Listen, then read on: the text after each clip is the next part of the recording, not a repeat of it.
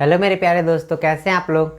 स्वागत है आपका एक और धमाकेदार वीडियो में, जहां हम लोग परसेंटेज में इंक्रीमेंट और डिक्रीमेंट के बारे में पढ़ेंगे। ठीक है, जैसे आप लोग पहले ये वाला क्वेश्चन देखिए, किसी संख्या में, ठीक है, यदि किसी संख्या में 40% की वृद्धि करने पर पुनः वही संख्या प्राप्त करना चाहते हैं तो कितने परसेंट की कमी करेंगे। ठीक है, ऐसे क्वेश्चन को हम लोग सीखेंगे कैसे सॉल्व होगा, लेकिन उससे पहले जो कॉन्सेप्ट है उसको सीखेंगे। ठीक है, इसको आप लोग समझ लेंगे तो ऐसे आप लोग कितने सारे भी क्वेश्चन को सॉल्व कर सकते हैं। तो चलिए इसको सीखते हैं।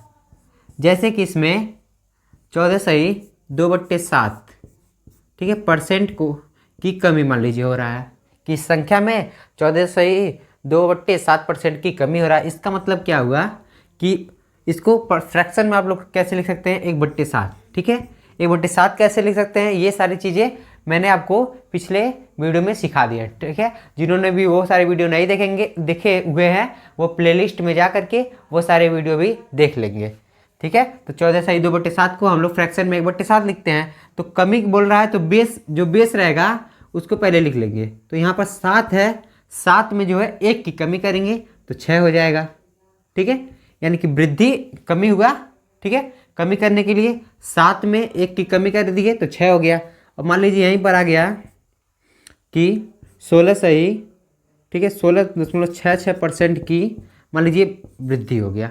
अब 16.66% को हम लोग लिख सकते हैं 1/6।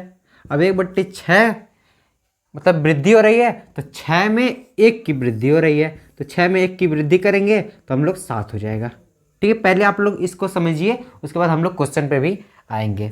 जैसे आ गया इसी में 83.33% की वृद्धि हो रही है।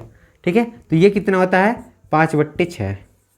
ठीक है, अब इसको लिख सकते हैं हम लोग, वृद्धि कर रहा है तो वृद्धि का मतलब 6 में 5 का वृद्धि। ठीक है, ऐसा मतलब 6 में जो है 5 की वृद्धि, तो 6 में जब 5 की वृद्धि करेंगे तो ये 11 हो जाएगा।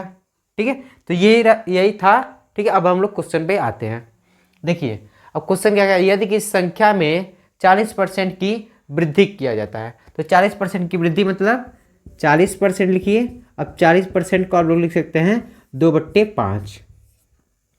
ठीक है, कि संख्या में 40% की वृद्धि यानी जो है 5 में 2 की वृद्धि हो रही है, तो 5 में 2 की वृद्धि जब होगी तो कितना हो जाएगा, 7 हो जाएगा।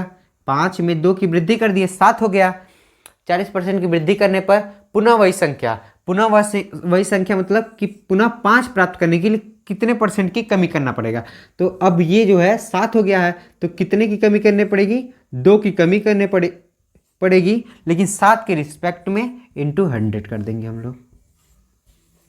तो यहाँ से कितना आ जाएगा हम लोग का 28.56% आ जाएगा। ठीक है, क्योंकि 2/7 जो होता है वो 28.56% होता है। देखिए इसका एक और तरीका है, प्रूफ है।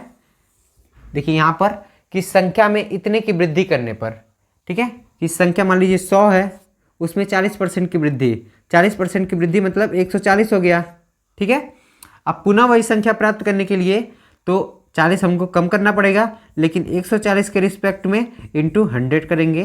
देखिए यहाँ से क्या आता है, 1 0 से 1 0 कट गया और 2 दूनी 4, 7 दूनी 14, 2/7 इंटू 100 यहाँ पर भी आ गया, बराबर कितना हो जाएगा, 28.56% हो जाएगा। ठीक है, तो यही क्वेश्चन मान लीजिए इसमें तो ये 40% दिया, अब मान लीजिए क्वेश्चन में ये आ गया। ठीक है, 14/2/7, इसी क्वेश्चन में हम लोग 14/2/7 ले लेते हैं। ठीक है, इसी क्वेश्चन में 14/2/7 ले लेते हैं। ठीक है,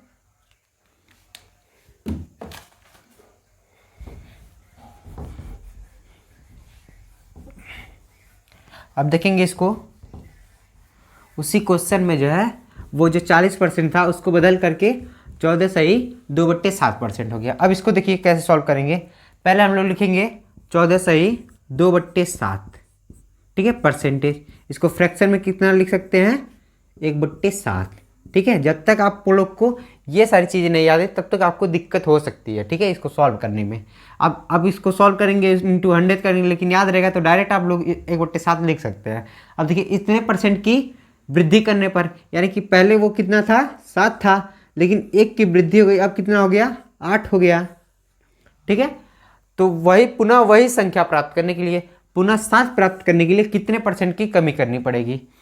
तो कमी कितने की करनी पड़ेगी, 1 की कमी करनी पड़ेगी। ठीक है, 8 के रिस्पेक्ट में इंटू 100। ठीक है, और 1/8 को हम लोग लिख सकते हैं 12.5%। ठीक है, आप लोग इसको सॉल्व कर लेंगे।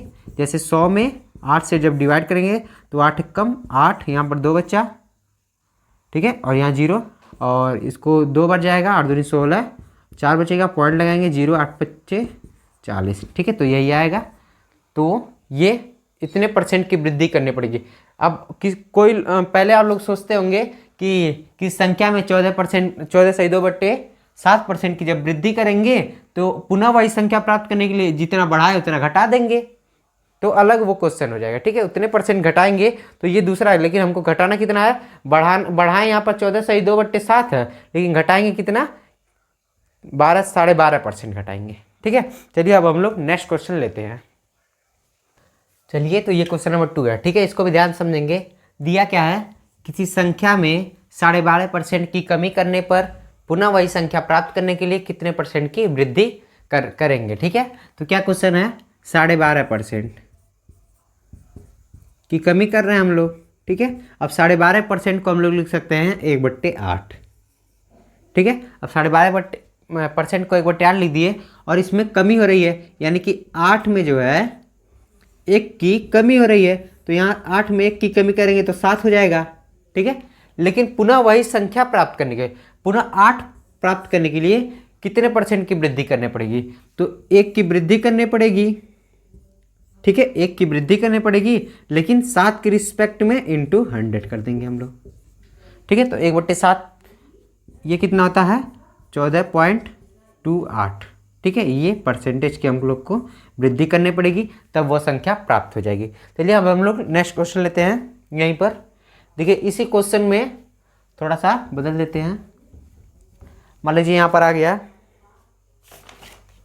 देखेंगे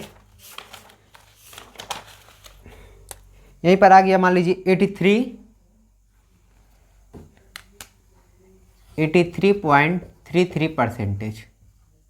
ठीक है, कि संख्या में 83.33% की कमी करने पर पुनः वही संख्या प्राप्त करने के लिए कितने % की वृद्धि करनी पड़ेगी, ये क्वेश्चन बन गया। ठीक है, आप लोग पहले सॉल्व करके कमेंट में कर दीजिएगा।